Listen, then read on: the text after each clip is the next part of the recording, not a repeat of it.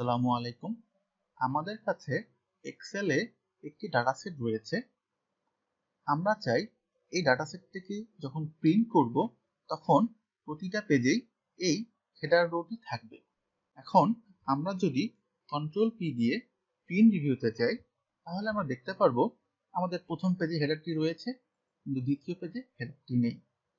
এই হেডারটি আমরা কিভাবে এক্সেল ফাইলে চালু করব তা আজ দেখব। এজন্য যেটা করতে হবে, পেজ লেআউট, প্রিন্ট টাইটেলস, এরপরে এই যে রোজ টু রিপিট অ্যাট টপ, এখানে ক্লিক করে যে রোটাকে আমরা টপে হেডার হিসেবে রাখতে চাই সেটাকে জাস্ট সিলেক্ট করে দিব।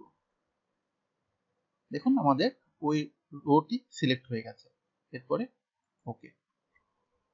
এখন আমরা যদি কন্ট্রোল পি দিয়ে প্রিন্ট রিভিউতে যাই তাহলে আমরা দেখতে পারবো প্রথম পেজে আমাদের হেডারটি রয়েছে, দ্বিতীয় পেজে হেডারটি রয়েছে এবং তৃতীয় পেজেও আমাদের হেডারটি রয়েছে। ধন্যবাদ সবাইকে।